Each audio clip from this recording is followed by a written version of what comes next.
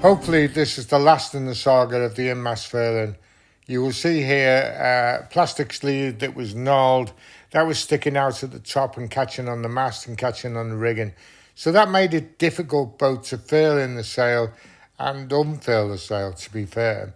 But thanks to Selden, who I phoned, and they were very helpful, and they told me that that really is surplus to requirement. They don't do that sleeve anymore. It's now bonded on. Must have caused a problem in the past with other masts, but anyway. So that was the problem. The next thing was the shackles.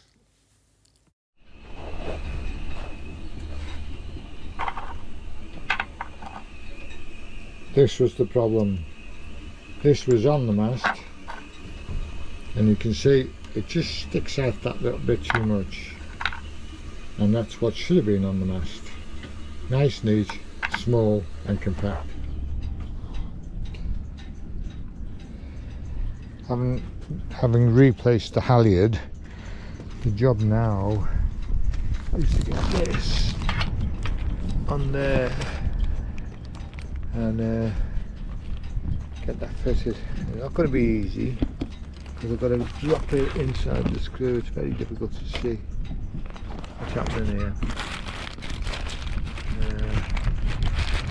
I'm going to put it in there.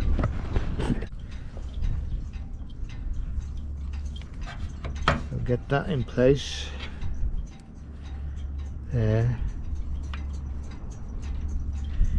and get the surgical clamps like so. You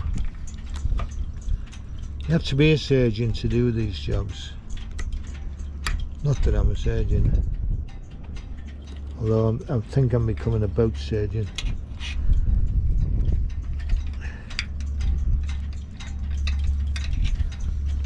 As I say, if you own a boat and you're on a tight budget, you need to be everything. There's no way around it. That's nicely fitted now. I don't know whether you can see that or not, whether it's pointing in the right place. That's nicely fitted. Got that screw in with the surgical tweezers. Drop that in place.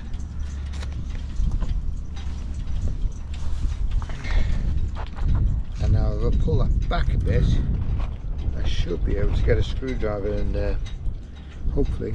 Interestingly enough, the only way you can replace the halyard on this in-mast furling is by going right to the top of the mast and doing this little job.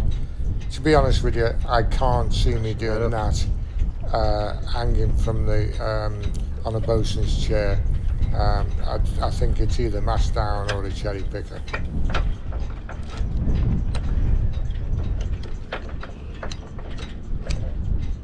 Another quite delicate operation, really. Imagine at this point you were up the mast, you're screwing that in, and it didn't catch, and it fell down, and it'd be right inside the mast and you wouldn't be able to get at it. Start all over again. Fortunately, my mast is lying down and I was able to do it. What we're looking at here is the furling ring, the roller that's at the top of the mast that helps the furler turn, and it turns the sail, turns the furler rod itself inside that. And I'm just trying to see whether it's got splines in, whether it's got a special way of fitting, but it's absolutely clear, so that's all right. Having assembled the furling system all back together now, we're just hoisted the sail. It took us forever to hoist that sail on the flat. It's far better when the mast is up, but you know, we persevered and we got the sail to the top of the mast. It took us about easily 3/4 of an hour to get that sail up there. Believe it or not, I know it sounds mad, but it did. But you can see from here, the sail now unfurls and furls with ease. The problem I've got is that it's easy when the furling rod is actually lying back in the mast channel, because that takes all the strain off it, and it's easy to furl and pull out, as you can see I'm doing here. But when that's upright, the furling rod will lean against the front of the mast, which is what caused it to jam. But we will only know when we got the mast up.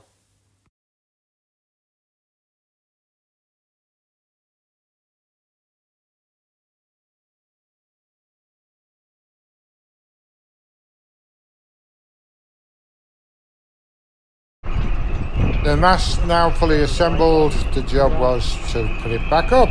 So we invited Wirral higher back again, and here we go.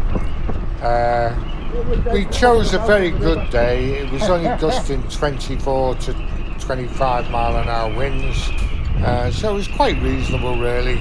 Not. It was quite cold, and we were struggling. The mast stayed in place, no problem at all. We had lines back and front, as you can see there, and I had quite a few helpers, so that was good. We had Phil and Pete from Phil and Dave, from West Kirby, Mark and Malcolm and Denny from D Sailing Club, and we managed to sort out the mast. Putting the mast up was, to be honest with you, was one of the easiest jobs I've done. Certainly on a mast like this, there's no question about it. You know, if you're doing it yourself, just get a decent crane handler, and he was so precise with all the movements of the mast. It was great. There was not an effort. It was slow because we had to make fine adjustments, but to be honest with you, everything went really, really well. You can just put this in, I'll sort the mast out.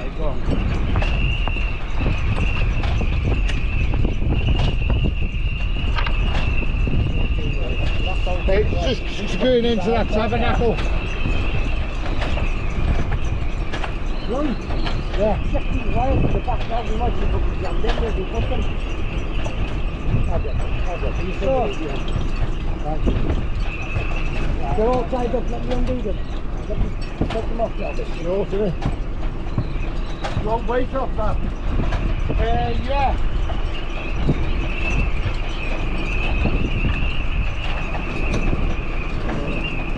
That's the rope stuff. We're not going to do it anyway. Yeah.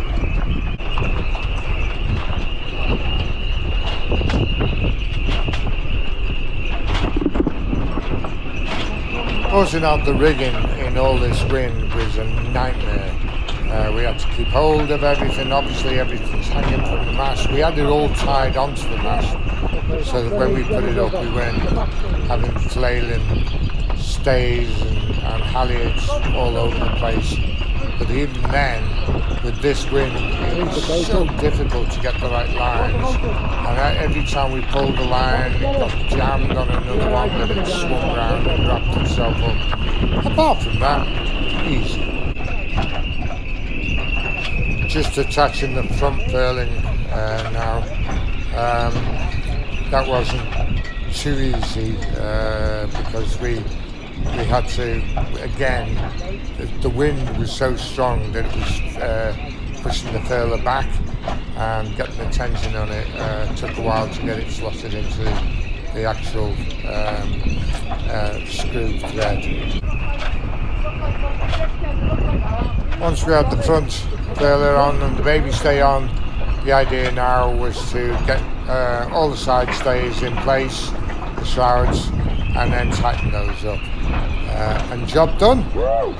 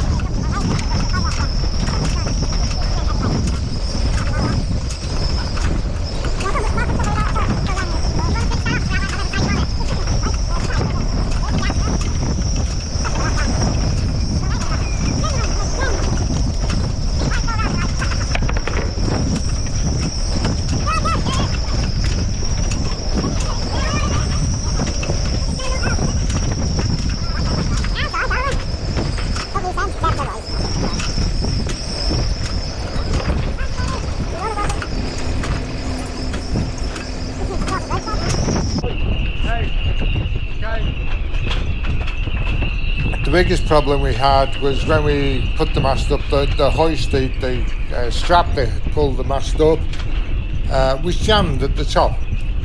So we had to now get that down. We had the rope attached, which Malcolm's got hold of there, but it just would not come down. So we improvised, got a large pole and a boat hook, and managed to pull it down and get the crane to move a bit at a time.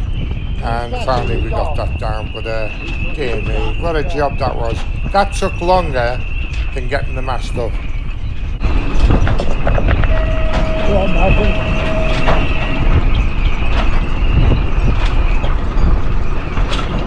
Hang on a minute, boys, I'll come down.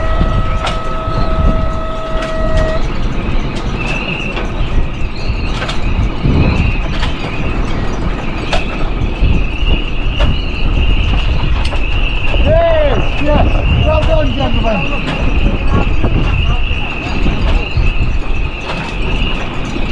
Pull that up.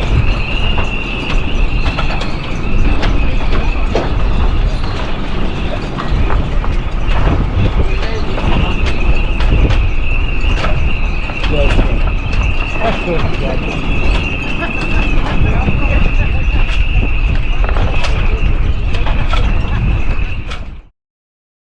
Finally, the mast is up. Again, a big thank you to Wirral Hayab, Malcolm, Mark, Denny, Phil, and Dave, all who helped achieve this today. Again, in not the best of conditions, but that's life, you know. And many thanks to all who helped. Thank you for watching.